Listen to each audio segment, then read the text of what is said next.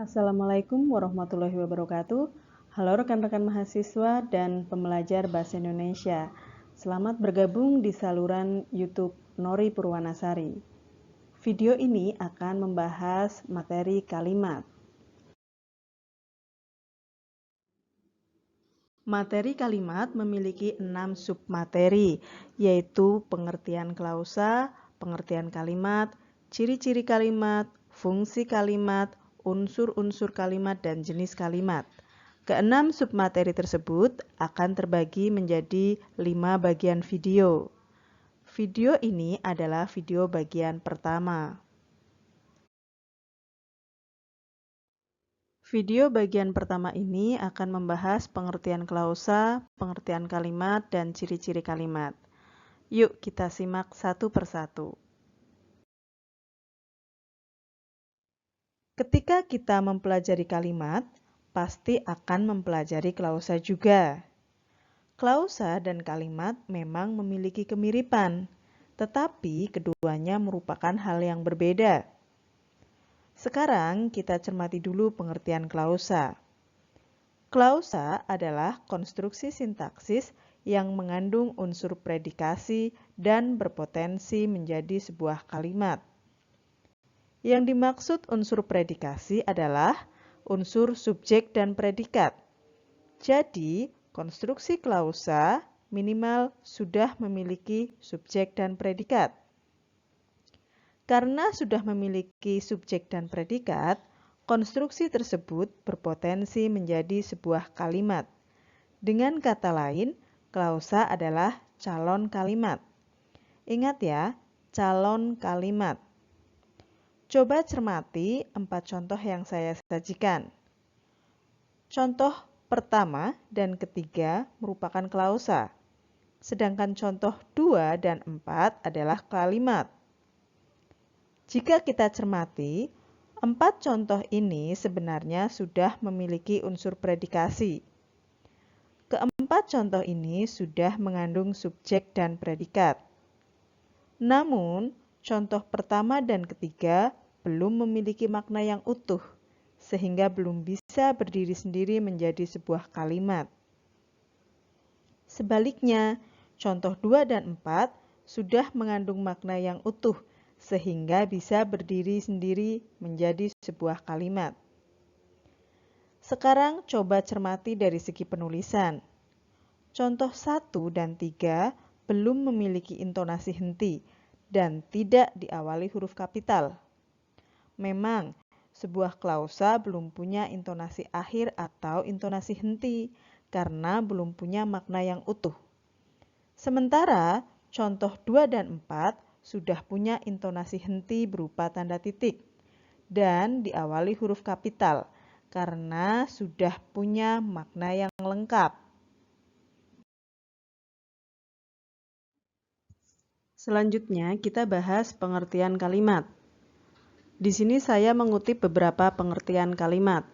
Yang pertama, pengertian kalimat menurut KBBI. Kalimat adalah kesatuan ujar yang mengungkapkan suatu konsep pikiran dan perasaan. Kemudian menurut Abdul Khair, kalimat adalah susunan kata-kata yang teratur yang berisi pikiran yang lengkap. Menurut Harimurti Kridalaksana, kalimat merupakan satuan bahasa yang secara relatif berdiri sendiri, mempunyai pola intonasi final dan secara aktual maupun potensial terdiri atas klausa. Yang terakhir, Ramlan mengatakan bahwa kalimat adalah suatu gramatikal yang dibatasi oleh adanya jeda panjang dan disertai nada akhir turun atau naik.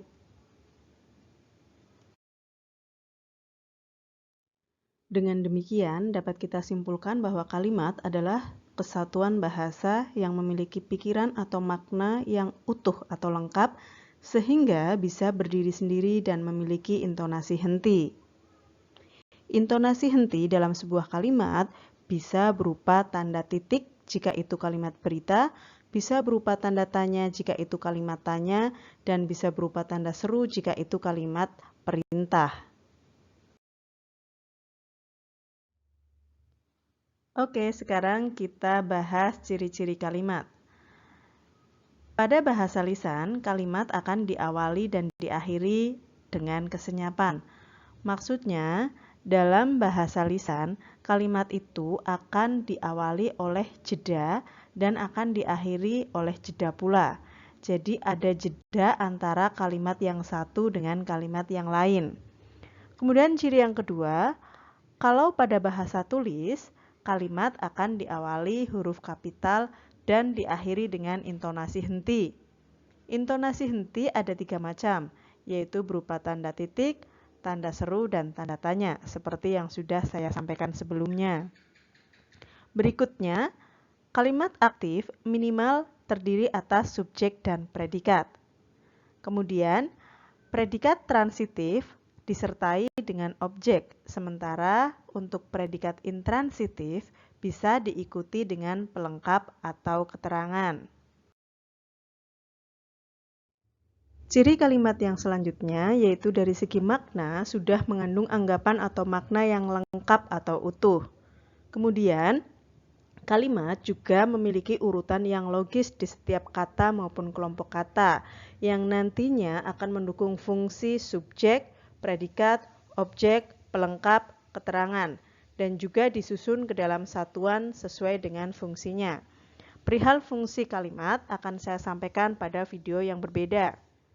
Kemudian ciri yang terakhir, mengandung satuan makna, ide, dan pesan yang jelas. Jadi yang namanya sebuah kalimat, ini di dalamnya harus memiliki makna yang jelas. Tidak boleh ambigu dan tidak boleh membingungkan. Demikian pemaparan pengertian klausa, pengertian kalimat, dan ciri-ciri kalimat. Pembahasan mengenai fungsi kalimat ada di video bagian 2. Semoga video ini bermanfaat.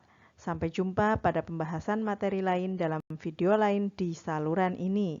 Terima kasih. Wassalamualaikum warahmatullahi wabarakatuh.